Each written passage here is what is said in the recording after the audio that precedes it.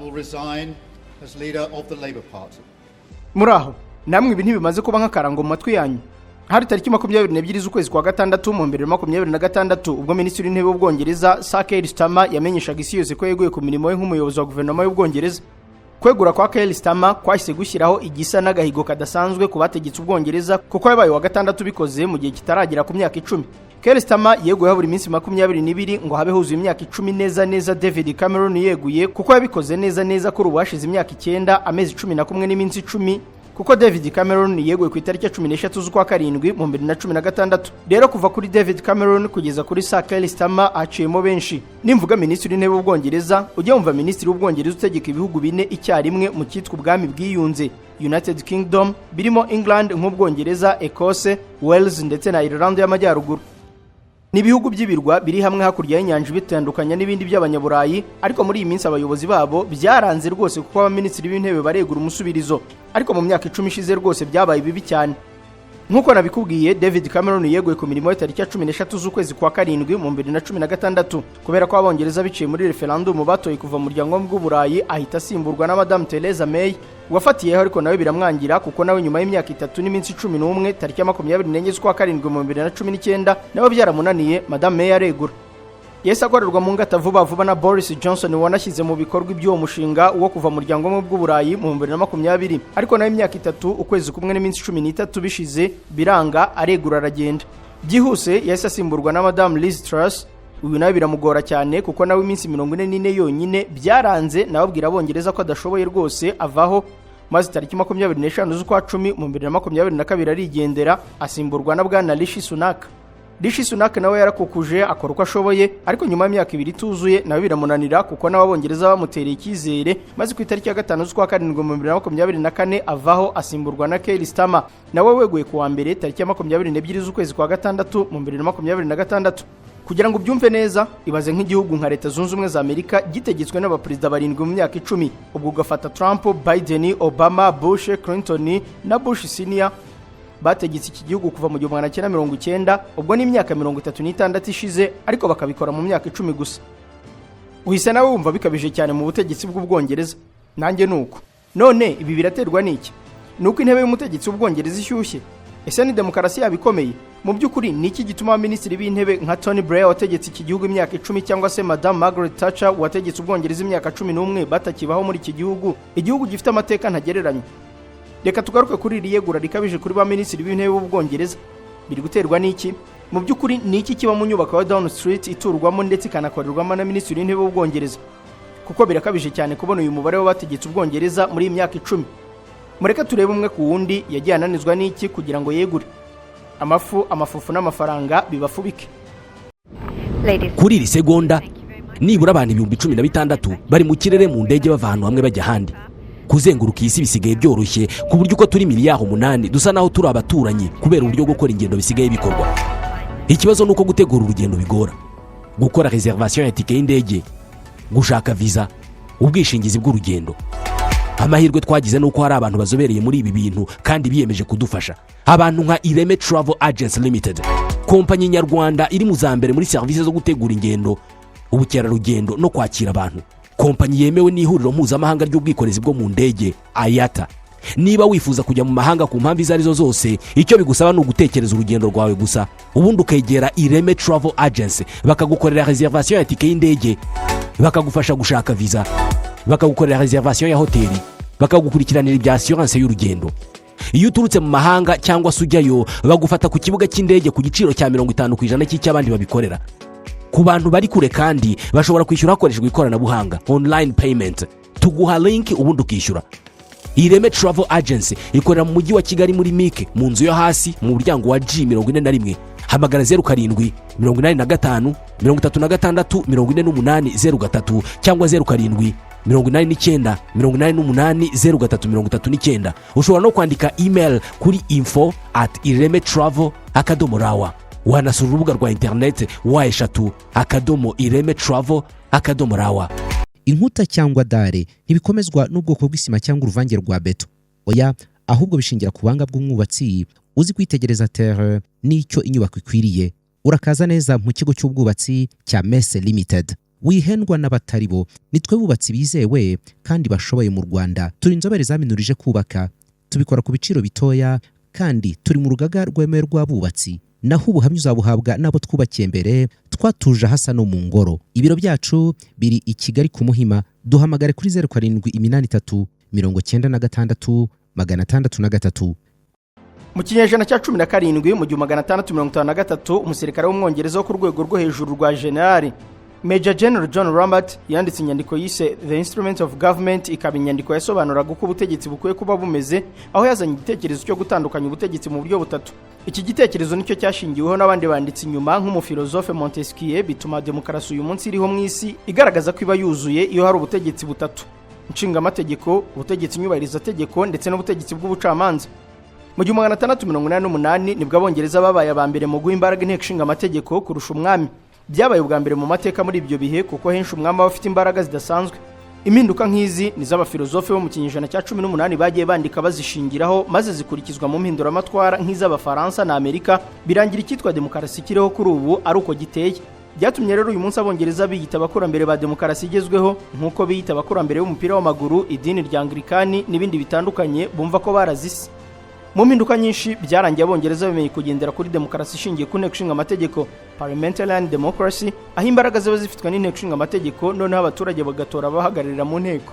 Icyo gihe ishyaka rigize ubwiganze mu nteko niryo rihita rihabwa ubushobozi bwo kuyobora Ubwongereza, aho umuyobozi w'iryo shyaka kenshi ari we utuma umuyobozi w'Ubwongereza nka minisitiri w'intebe, maze agatoranya abandi bo mu ishyaka rye bakaba minisitiri mu mirimo itandukanye yo gutegeka iki gihugu cy'igihangange. Gusa ububasha mu Bwongereza nk'ubutegetsi bushinga amategeko nibwo bufite imbaraga nyinshi, ni narwo rwego rw'ikirenga kuko n'inkiko ntizishobora kuvuguruza icyemezo cyafashwe n'inteko. Guverinoma itorwa muri bo ikagira ububasha bwo gushyira mu bikorwa amategeko aba yatowe, ariko ikanagenzurwa n'inteko, ndetse n'ubucamanza baba buri ku ruhande aho ngaho butegereje guhana uwo ari we wese ugongana n'amategeko inteko yashyizeho. Uburebye mu Bwongereza politike yabo hari aho isa n'iya Leta z'Ubumwe za Amerika, amashyaka abiri aremye ndetse n'ishyaka ry'abakozi Labour Party n'ishyaka ry'abagendera ku myemerere ya kera Conservative Party. Ayo niyo mashyaka akomeye, ariko hari n'andi arimo nk'iryitwa Liberals of Democrats, ariko ntabwo rifite imbaraga nk'aya birabanza. Sir Keir Starmer weguye ejo bundi yari mu ishyaka ry'abakozi Labour Party, ariko iri shyaka ryari rimaze igihe ritagera ku butegetsi kuko ryaherukaga minisitiri w'intebe witwaga Gordon Brown wategetse Ubwongereza kuva mu 2007 kugeza 2010 asimbuye Tony Blair we wategetse iki gihugu imyaka 10 nka minisitiri w'intebe kuva mu 1997 kugeza mu 2007. Naho kuva kuri David Cameron wasimbuye Brown kugeza kuri Rishi Sunak weguye mu 2024 agasimburwa na Starmer, ni ikirango cy'imyaka 14 abakonservateur bategeka Ubwongereza. None se mu myaka 10 ishize bigenze bite ngo abaminisitiri b'intebe b'Ubwongereza bagorwe bigeze aho babaye batandatu bategetse iki gihugu cy'igihangange? Tugarutse kuri ba minisitiri b'intebe bategetse iki gihugu, hari ababaye ibihangange nka Winston Churchill wayoboye iki gihugu mu ntambara ya kabiri y'isi, Margaret Thatcher wiswe umugore w'icyuma akaba n'umugore wa mbere wageze kuri uyu mwanya, kandi agategeka Ubwongereza ku gasongero k'ihangana rihambaye ryo mu gihe cy'intambara y'ubutita mu myaka za 70 na 80, cyangwa Tony Blair wategetse iki gihugu mu gihe cy'impinduka z'ikoranabuhanga zagoye isi mu buryo bukomeye mu mpera z'ikinyejana cya 20 n'intangiriro z'icya 21. Ariko abariho muri iyi minsi byarabagoye ku buryo harabibaza niba hazongera kuba undi mu minisitiri w'intebe w'igihangange mu Bwongereza, kuko bigaragara ko mu bihe bya vuba byagoranye kuramba kuri uyu mwanya. Kuva kuri David Cameron kugeza kuri Sir Keir Starmer weguye ejo bundi, aba bantu bagowe n'iki? David Cameron agera ku butegetsi mu 2010 yaraje abishyaka ry'abakonservateur rigendera ku bya kera rimaze igihe ritagira minisitiri w'intebe kuko waherukaga kuri uyu mwanya yari Sir Johnson Major wategetse Ubwongereza kuva mu 1990 kugeza mu 1997. Icyo gihe ishyaka ry'abakozi ryaranengwaga cyane kuko Tony Blair yari yarijanditse mu ntambara yo muri Iraq, Abongereza bamushinja kwicisha ibihumbi by'abana babo ku maherere. Gordon Brown aje ntabwo yabashije gutuma Abongereza bongera kugirira icyizere ishyaka ry'abakozi kuko yananiwe gufasha Abongereza kwivana mu ngaruka zigwa ry'ubukungu ryo mu 2008, maze abaturage batora abakonservateur bigeza David Cameron ku butegetsi. Nawe bidatandukanye n'abamuwanjirije mu buryo bukomeye, akihagera David Cameron yashyigikiye intambara yo guhirika Muammar Gaddafi muri Libya kuva mu kwa 2 kugeza mu kwa 10 kwa 2011 afatanyije na Nicolas Sarkozy wari perezida w'Ubufaransa, Barack Hussein Obama wategekaga Leta z'Ubumwe za Amerika n'inshuti zabo zo muri OTAN. Abongereza bati dore uyu nawe kandi atubereye nka Tony Blair mu by'ahandi, ariko we bakamushimira ko nibura ntangabo yohereje muri Libya. Gusa ariko hari n'Abongereza babimukundiye ngo kuko nk'igihugu cy'igihangange cyita igikurambere cya demokarasi, kurwanya igitugu byiza no gutsimbataza demokarasi akaba ari inshingano bumva ko ari iyabo kurusha abandi ku isi. Uyu mugabo ndetse yanabonye uburenganzira bwo kurasa umutwe wa Islamic State muri Syria mu 2011. ariko bamwe kujya mu bya Gaddafi ngo niho David Cameron yagendanye mu rukweto rwe mu butegetsi bwe bw'imyaka 6 ndetse ntiyarekeye aho kuko si muri Libya gusa yagize uruhare kuko n'imyigaragambyo yiswe Arab Springs yo mu 2011 yaherutse ubutegetsi no mu bindi bihugu by'Abarabu nko muri Tunisia nabyo yabyivanzemo. Kwivanga muri izi ntambara by'umwihariko muri Libya byatumye igice kimwe cy'abadepite kimunenga cyane kuko yarivanze mu bibazo byatumye Libya ivukamo akavuyo. Ibyo niyuha mu butegetsi bwa David Cameron kuko byamuteje ikibazo cyo gutakarizwa icyizere ku buryo mu 2013 yananiwe kumvisha inteko ishinga amategeko ko mu burenganzira bwo kurasa muri Syria mu bitero byagombaga guhirika ubutegetsi bwa Bashar al-Assad. Ibyizi ntambara zo mu Barabu byanegekaje ubushobozi bwe cyane mu bijyanye n'umutekano n'ingabo ndetse byanagize ingaruka kuri politike z'ububanyi n'amahanga ku buryo David Cameron yambaye umwambaro kunanirwa gukemura ibibazo. Uretse ibi, David Cameron yanahuye n'ibibazo bikomeye kubera ko yategetse Ubwongereza nyuma y'igwa ry'ubukungu ryo mu 2008 ku buryo ubutegetsi bwe bwari bufite amadeni atagira ingano. Ubwo yazaga ku butegetsi, David Cameron yatangije politike zo kwizirika umukanda no kugabanya facture leta yishyuraga ku bintu bitandukanye birimo imibereho myiza n'ibikorwa biteza imbere igice cy'abikorera. Ibi byamuteje ibibazo bikomeye kuko yahuye no kunengwa ndetse n'imyigaragambyo ikomeye mu bibazo bikomereye abaturage biganjemo ab'amikoro make. Mu butegetsi bw'Ubwongereza imbere nabwo ntabwo David Cameron yorohewe na gato kuko mu 2014 Ecosse yaharaniye kwigenga ikiyomora ku bumwe bw'ubwami bw'Ubwongereza.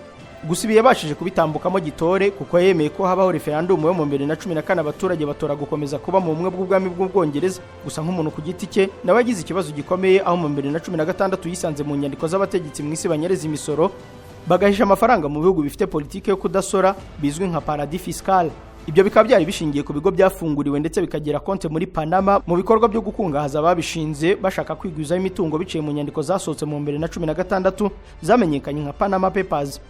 Byagaragajwe rero ko habaye igihe kirekire akura inyungu ku bujura bwakozwe na se Ian Cameron wapfuye mu 2010 ubwo umuhungu we yatangiraga gutegeka Ubwongereza akaba yari yarafunguye kampani nk'iyo ngiyo muri Panama. Ibi byangije isura ya David Cameron ariko nawe ahangana nabyo yemera gushyira hanze inyandiko zigaragaza uko yatanze imisoro ye kuva mu 2010 abo wa mbere ubikoze akiri ku ntebe yo gutegeka Ubwongereza. Muri byinshi byashegesha ubutegetsi bwa David Cameron icyujuje igikombe cye cyo gutsindwa byuzuye ni ibikorwa byo guharanira gukura Ubwongereza mu muryango w'Uburayi mu bukangurambaga karahabutaka bwiswe Brexit. Ibi byahereye mu ishyaka ry'abakonservateur rya David Cameron aho Abongereza bavugaga ko batanga byinshi mu bumwe bw'Uburayi batungukiramo bityo bakaba bagomba kubuvamo. Ni igitekerezo kitari gishya kuko cyari cyarazanywe na Margaret Thatcher mu kwa 11 ku 1979 mu mbwirwaruhame yamenyekanye aho yagize ati I want my money back, aho yavugaga ko Ubwongereza butanga byinshi butungukiramo bityo ko bukeneye ko amafaranga yabwo agaruka. Kuva mu 1979 rero abanyapolitike benshi bo muri iri shyaka ni igitekerezo bakomeje kugeza kibaye inganzamarumbo ku butegetsi bwa David Cameron ahangana nacyo kuko yumvaga Ubwongereza budakwiye kuva mu bumwe bw'Uburayi ariko abadepite bo mu ishyaka rye bamubana ibamba. Nyamara nk'uko demokarasi y'Abongereza iteye, iki cyari icyemezo cyagombaga gufatwaho umwanzuro n'Abongereza biciye muri kamarampaka cyangwa referendum. Nuko rero tariki ya 23 z'ukwezi kwa gatandatu mu 2016 neza imyaka 10 yuzuye ubariye muri uyu mwaka habayeho referendum y'amateka mu gihugu cy'Ubwongereza. Abongereza miliyoni 46,500 n'umuntu umwe bariyandikishije mu gutora iyi referendum. Maze miliyoni 33,551 n'abantu 983 baratora maze 51,89% batora ku Bwongereza buva mu bumwe bw'Uburayi. 48,11% bo batora kuguma muri uwo muryango. Ubwo rero Ubwongereza bwari butoye campaign ya Brexit isobanuye kuva mu muryango w'Abanyaburayi maze bukibana kwabwo hakurya y'amazi y'inyanja. Ibi byari bitsinze bidasubirwaho David Cameron waharaniye ko ibyo bitabaho ariko abaturage yategekaga bari bamubwiye ko batishimiye umurongo we bahitamo kuva mu bumwe bw'Uburayi. Ubu bwari ubutumwa bweruye kuri we ko atagikenewe maze nyuma y'iminsi 24 tariki 13 z'ukwa karindwi mu 2016 iyi referendum itowe Minisitiri w'Intebe Right Honorable David Cameron aregura asigira umwanya Madame Theresa May wari imbere cyane mu baharaniraga ko Bwongereza buva mu bumwe bw'Uburayi. Ubutegetsi bwa Theresa May bwatangiranye ingingo y'ingenzi ari yo gushyira mu bikorwa ibyifuzo by'Abongereza byo kuva mu muryango w'Uburayi nk'uko bari bamaze kubitora, ariko Madame Theresa ntabwo byamworoheye kuko n'ubundi abari bagishaka kugumana n'ubumwe bw'Uburayi bari bakiri benshi kuko ngo tubibonye mu matora babaye 48.11%. Rero ntabwo guhita bikora byamworoheye nk'uko benshi babitekerezaga, ahubwo gukata umugati byaramugoye cyane. By'umwihariko icyamugoye ni uburyo Abongereza bagombaga gukurikiza bava mu bumwe bw'Uburayi kuko uretse mu Bwongereza indani yagombaga no kumvikana n'ibindi bihugu byo mu bumwe bw'Uburayi kugira ngo nabwo hashyirweho umurongo Abongereza bavamo hashingiwe ku mategeko yawo, kandi nabyo byagombaga gukorwa byitondewe kuko ikosa rito umuryango wose wari gusenyuka kuko Ubwongereza bwari mu bihugu bitatu byari biwukomeyemo birimo Ubudage n'Ubufaransa, rero kuvamo kwabwo ntabwo cyari ikintu cyoroshye na gato. Ibyo rero kubyumvisha Abongereza akanabasobanurira ubwumvikane bwe n'Uburayi, Theresa May byaramugoye bikomeye. Abatoye ku Bwongereza vuba mu bumwe bw'Uburayi bumvaga bizaba ibintu byoroshye, ariko baratunguwe cyane kuko nubwo batoye ariko nta gahunda yari ihari yuko kuva muri uwo muryango bizakorwa nyuma y'imyaka 45 uko umubano wabo n'Uburayi wari ugiye kumera cyangwa imyihariko yagombaga kubaho. Muri ibyo byose nta na kimwe cyari gihari, mbese ko ari ugutangirira kuri zero kuri we. Icyagoye Madame Theresa May nuko atari kubasha kumvikana n'abanyaburayi, kandi mu gihugu imbere atari yorohewe n'abashakaga ko Ubwongereza buguma muri uwo muryango, bagaragaza ko kuvamo bizagira ibibazo by'ubukungu, ariko nanone yari afite igitutu cy'abashakaga kuvamo bamubwira ko akwiye kugira vuba bikazageza mu 2019 yari amaze gukura Ubwongereza muri uwo muryango. Cyari igitutu gikomeye cyane kuri Theresa May, kandi ibi byose uko yari abirimo anavangwa n'impande zombi byatumye atabona ubwiganze buhagije bwo gushyigikirwa mu nteko ishinga amategeko kugira ngo ashyire mu bikorwa ibyo yumvaga. Aha rero Theresa May yahamagaje amatora rusange yo mu kwezi kwa gatandatu mu 2017 kugira ngo yongere ubwiganze bw'amajwi mu nteko ishinga amategeko, ariko ku bw'ibyago ishyaka ry'abakonservateur ritakaza ubwiganze mu nteko bikomeza kumugora. Ibibazo bya Theresa May noneho byakongejwe no kwegura ko abaminisitiri be bamushinjaga kudakora ibihagije ngo Ubwongereza buve mu muryango w'Uburayi vuba bishoboka. Uweguye bigahungabanya ubuhangange bwa Theresa May ni bwana Boris Johnson wari minisitiri w'ububanyi n'amahanga mu kwezi kwa karindwi mu 2018, ajyana n'uwari minisitiri ushinzwe Brexit, ubwo niwe wari ufite inshingano zo gukura Ubwongereza mu bumwe bw'Uburayi witwaga Davis. Boris Johnson yashinjaga Theresa May ko ingamba zo kuvana Ubwongereza mu bumwe bw'Uburayi zidafashije, kandi yavugaga ko abaturage batoye muri referendum yo mu 2016 batengushwe. Kwegura kw'aba bagabo bombi byatumye Theresa May atakarizwa icyizere muri rubanda bikomeye cyane.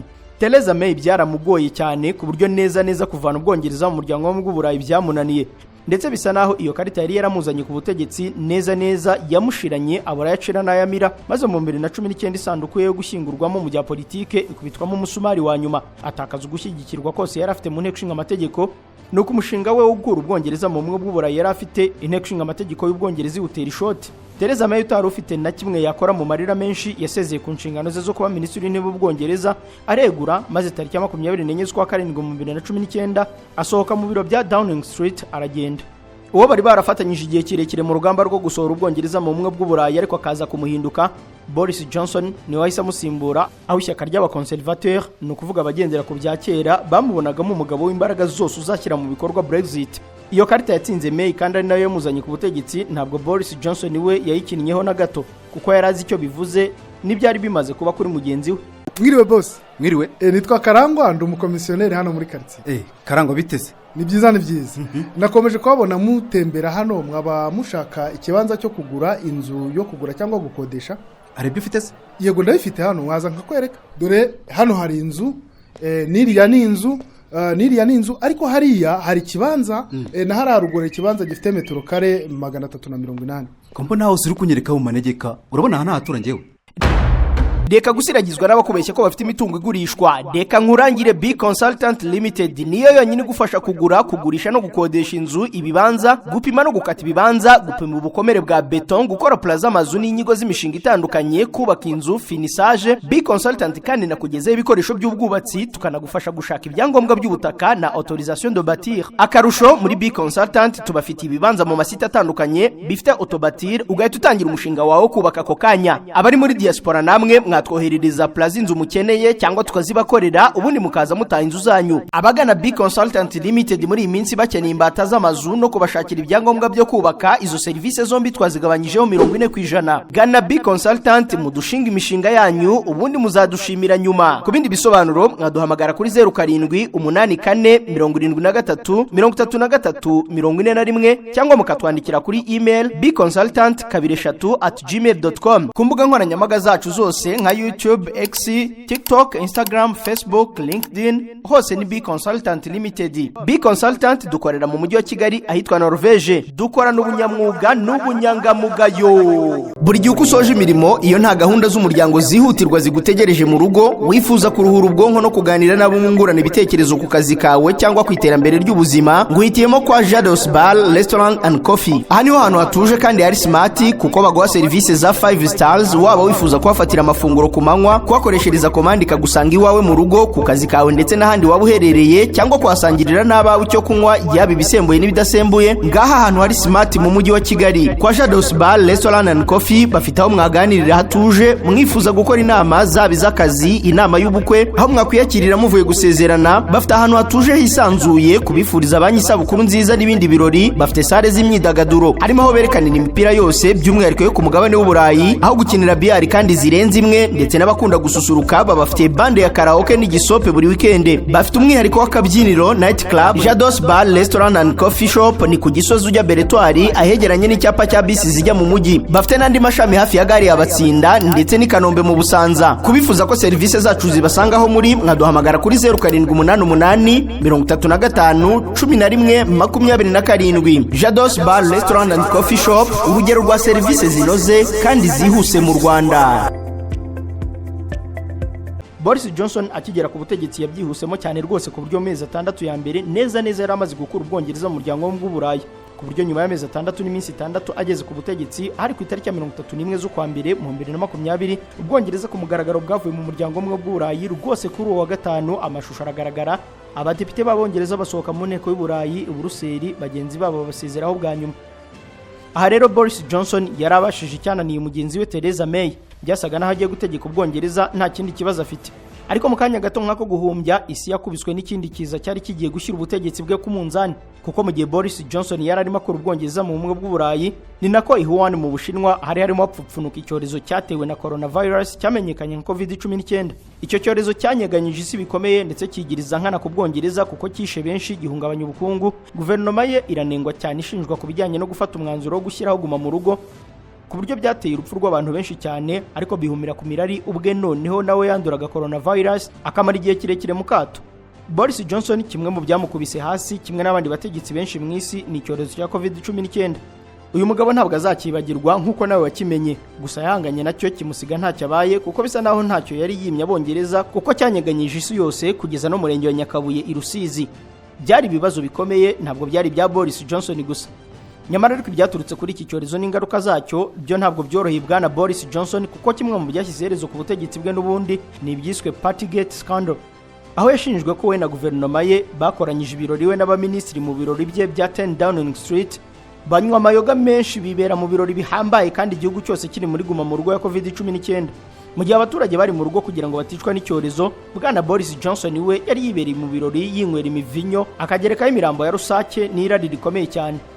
Ibi byamugize minisitiri w'intebe wa mbere mu mateka washinjwe kurenga ku mategeko kandi ari ku butegetsi. Iyi scandal yitiriwe ibirori niyo yujuje igikombe cy'impamvu zagombaga kumweguza, ariko zabanjirijwe n'ibindi byinshi, birimo igiciro cy'ubuzima cyazamutse cyane mu Bwongereza, cyane cyane nyuma yo kuva mu bumwe bw'Uburayi byeruye mu kwa mbere kwa 2020. Ibyo byaramuzonze ndetse kubibonera igisubizo biramugora, ifaranga ritakaza agaciro, ibikomoka kuri peteroli birahenda, abura icyo asobanura, kuko yabwiraga abaturage ko Abongereza niba bava i Burayi bazunguka, ariko ahangaha igikundiro cye cyarashize kuko hari ababonaga ko yababeshye.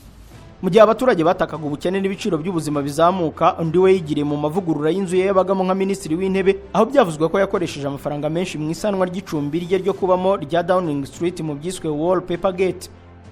Ibi ngo byashowemo amafaranga menshi, ndetse ishyaka rye ry'abakonservateur ntiryahishura ingano y'amafaranga yakoreshejwe muri iki gikorwa, ku buryo ryanaciwe amande na komisiyo y'amatora kubera kutavugisha ukuri ku ngengo y'imari yakoreshejwe. Nyamara ariko byarakaje Abongereza ku buryo bukomeye, ni amahano yakorwaga n'abari iruhande rwe, ndetse yari nawe yahaga imirimo yirengagije amabi bavugwaho. Ibi bikajyana no kuba abari bamukikije nabo bataramusayidiye, nabyo bituma rubanda rw'Abongereza rumutera icyizere burundu. Icyafashwe rero nk'icyamusogose bwa nyuma kuri iyi ngingo nuko mu kwezi kwa karindwi mu 2022 yafashe umudepite witwa Chris Pancher amuha inshingano muri guverinoma ye, abikora yirengagije ibirego byo gufata ku ngufu yaregwaga. Aho umujinya warenze Abongereza, maze biturutse muri guverinoma ye baramurwanya rwose ku cyemezo cyo guha akazi Chris Pancher, ndetse bamuhatira ko yegura, ahatirwa kwegura kandi aranabikora. Ibi byakurikiwe no kwegura ndetse no kutavuga rumwe ko bari muri leta ye, maze mu minsi 2 yabanjije kwegura kwa Boris Johnson, abagera kuri 60 muri guverinoma ye bahise bamumenyesha ko bigoye, maze Johnson wari umaze igihe yihagazeho asigara ntaho guhagarara afite, nawe afata icyemezo nk'icyabamubanjirije yarwanyije bikomeye, aregura. Byihuse yahise asimburwa n'umugore w'ikimero gitangaje, Liz Truss. Mvuze ikimero kuko Truss yagikoresheje kenshi kinamufasha kuzamuka mu myanya ya politike.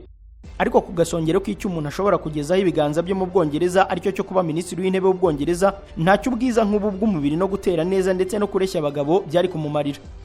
Uyu we byamutwaye igihe gito cyane, abona ko mu nzozi ze zose yagize izo kuba minisitiri w'Ubwongereza yazibeshyeho, maze mu minsi 44 gusa abareguye. Yeguye nyuma y'uko gahunda ye y'ubukungu mini budget iteje ihungabana rikomeye ku masoko y'imari. Yabaye umwe mu baminisitiri b'intebe bamaze igihe gito kurusha abandi mu mateka y'Ubwongereza ndetse no mu mateka y'isi. Iyi gahunda y'ubukungu yatangajwe na minisitiri w'ubukungu Kwasi Kwarteng, yanenzwe ko iramuka ishyizwe mu bikorwa yari kugusha ifaranga ry'Abongereza ry'ipawundi rigacika amazi imbere y'idolari ry'Amerika, ndetse yaje no guteza ibibazo kubera ibijyanye no kuzamura imisoro byayigaragaragamo. Ibi byamushyize ku gitutu cyo gufata ibyemezo bihutiyeho, aranahubagurika maze ashaka gukemura ikibazo cyari cyavutse cy'ubukungu yihuta cyane. Yese yisubiraho ku bijyanye no gusinyira itegeko, ahita anirukana minisitiri w'ubukungu Kwasi Kwarteng. Ibi byashenye ubuhangange yari afite mu ishyaka rye ry'abakonservateur, ndetse abamurwanya baba benshi cyane ku buryo na Suella Braverman wari minisitiri w'ubutegetsi bw'igihugu nawe yamuvanyeho amaboko, maze Liz Truss abonye ntaho asigaye nta n'umwe ukimushyigikiye ndetse ubukungu buri mu bibazo, afata umwanzuro aregura, arigenderera bihunga. Amaze kwegura yahise asimburwa na Rishi Sunak. Uyu mugabo uvuka ku babyeyi bafite inkomoko mu burasirazuba bw'Ubuhinde ahitwa Punjab, yageze ku butegetsi hari ibibazo mu bukungu, igiciro cyo kubaho cyaratumbagiye kuko nyine ibibazo Johnson yasize na Liz Truss yabyongeyemo umuriro byari bikiri byose. Yasanze ifaranga riri guta agaciro, imyenda ya leta yarazamutse, abaturage baremerewe no kubona amacumbi bikomeye. Nk'umuhanga mu bukungu, Rishi Sunak cyari kimutegereje ko ari ukongera kuzahura ubukungu bw'Ubwongereza no gushyira ku murongo iby'inguzanyo zafatwaga na leta. Rero yashyize ingingo ze kugira ngo azahure ubukungu, zarimo kurwanya itakaza agaciro ry'ifaranga, kugabanya amadeni ndetse no kugabanya abimukira binjira mu Bwongereza mu buryo bw'amagendu. Ashyira imbaraga muri gahunda yari yaratangijwe na Boris Johnson yo kohereza abimukira mu Rwanda. Nyamara ariko Rishi Sunak mu kuzahura ubukungu byaramugoye cyane, kuko uretse ingaruka zasizwe na COVID-19 yanageze ku butegetsi intambara y'Uburusiya na Ukraine imaze amezi 8 itangiye. Ingaruka zayo nazo ku Burayi bw'Uburengerazuba zari zose. Uyu mugabo wo kubaka ubukungu butajegajega ntabwo yabibashije, ariko bisa naho byari gusaba umwanya munini. Rishi Sunak ntabwo yari afite uwo mwanya, kuko bisa naho yisanze mu bwato buri kurohama. Ishyaka ry'abagendera ku bya kera ry'abakonservateur nyuma y'imyaka 12 rigenzura ubutegetsi mu Bwongereza ndetse na byinshi byari byaribayemo, bisa naho igihe cyo kwikubita hasi rigatakaza ubutegetsi cyarimo kigera. Ryari ishyaka rinaniwe ritagishyize hamwe bigaragarira buri wese, ku buryo Rishi Sunak yahuye na benshi bamunaniza, ndetse mu nteko ntavuge rumwe n'abadepite ku bijyanye na politike y'imisoro, ibijyanye n'abimukira na gahunda ze zo kurengera ibidukikije.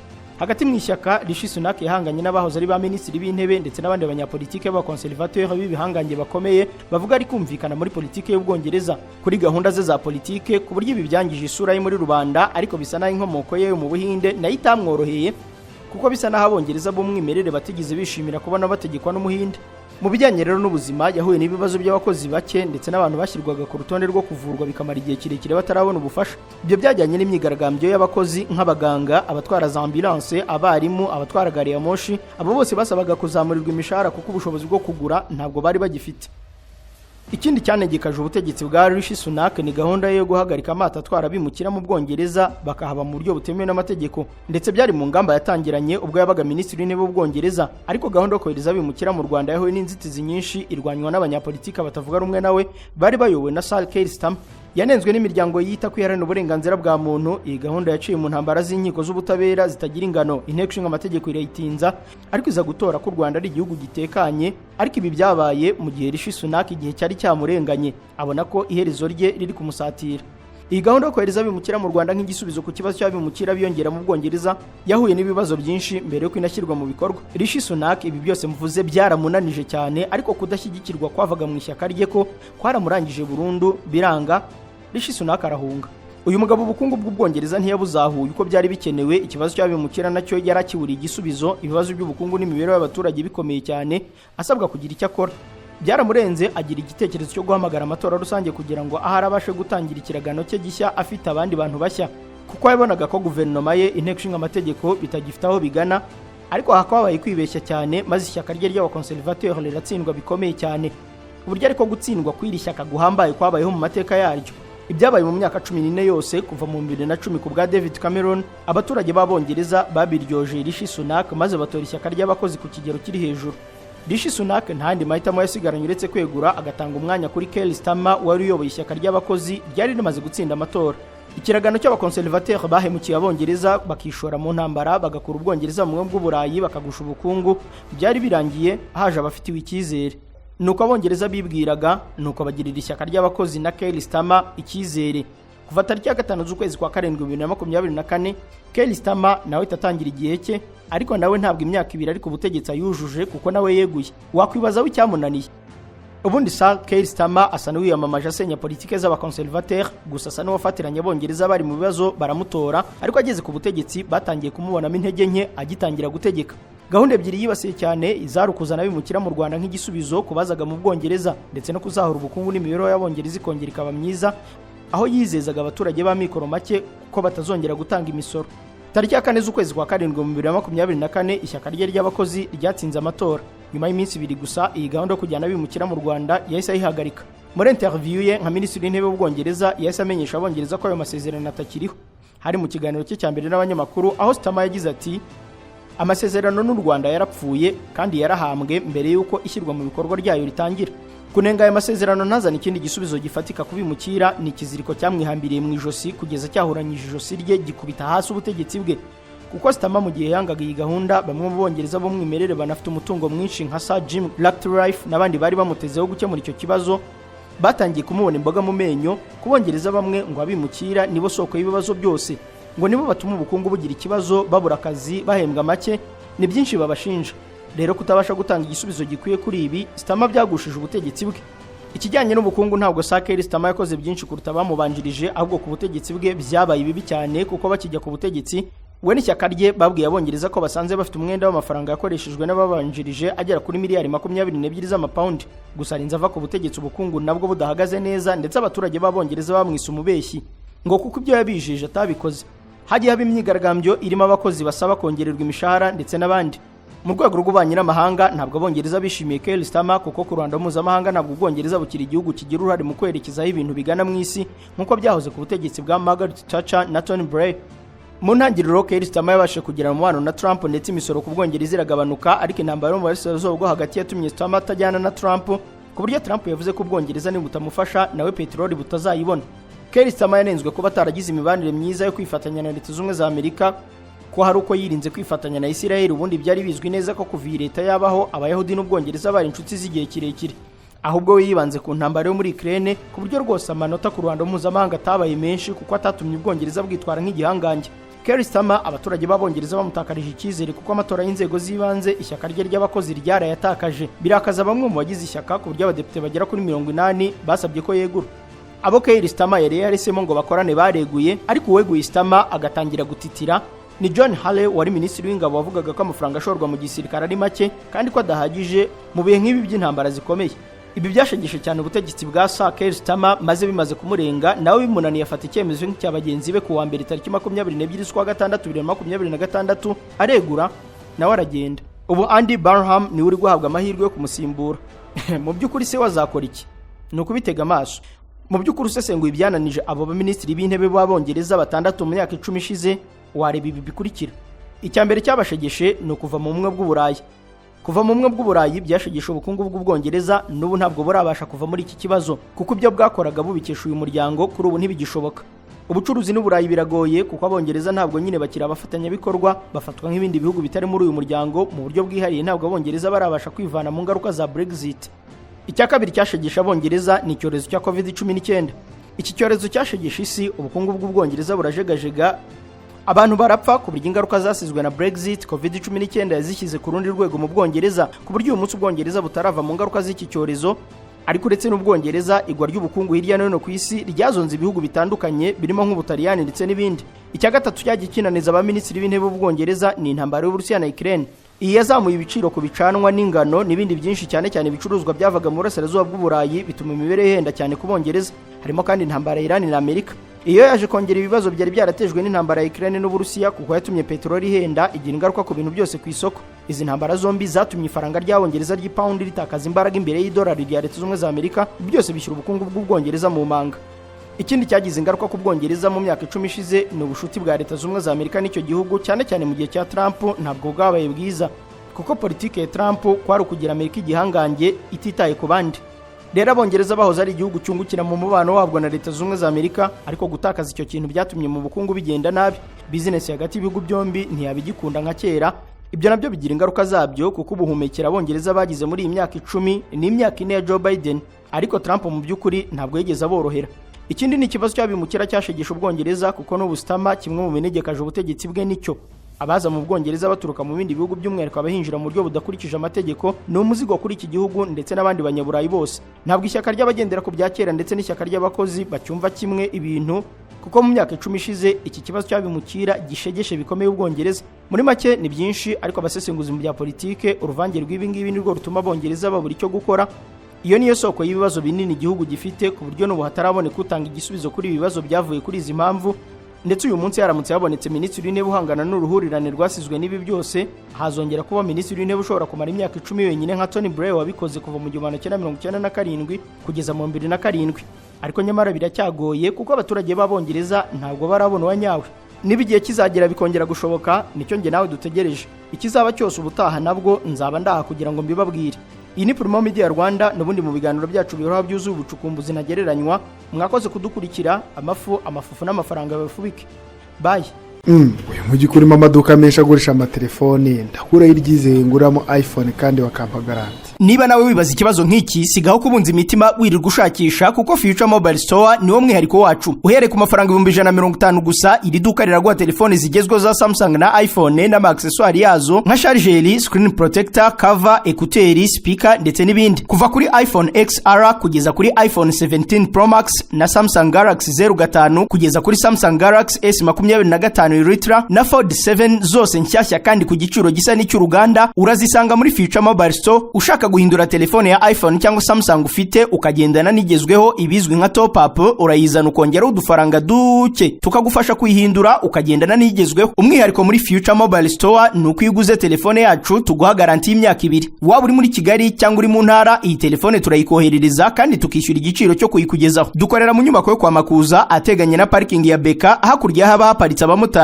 ku muryango wa 35. Ku bindi bisobanuro waduhamagara cyangwa ukatwandikira kuri 07847286 no kuri website wa@futuremobile-store.rw. Wadusanga no ku mbuga nkoranyambaga zacu hose ni Future Mobile Store. Gana Future Mobile Store, telefone zigezweho mu Rwanda tuzishyire mu biganza byawe.